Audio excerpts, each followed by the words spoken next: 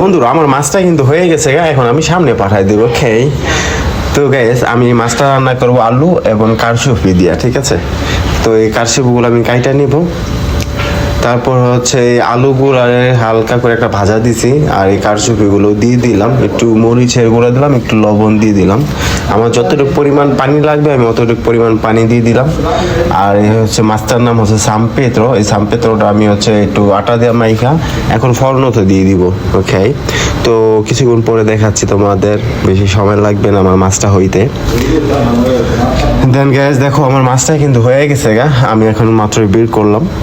তো এখন আমি এটার প্রিপারেশন করব, প্রিপারেশন করে সামনে পাঠাই দেবো, ঠিক আছে।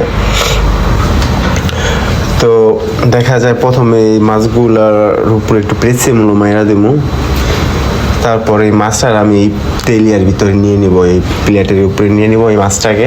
তারপর হচ্ছে এই যে সুগোটা থাকে, মানে যেই ঝোলটা থাকবে ওই ঝোলটার আমি সুন্দরভাবে লেগারে করব, মানে ঘন করে দেব।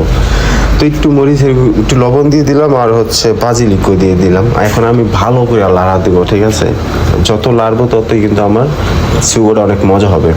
আর একটু তেল দিয়ে দিলাম, তেলের একটা সাপোর্ট আসবে, ঘ্রাণ আসবে, তাই।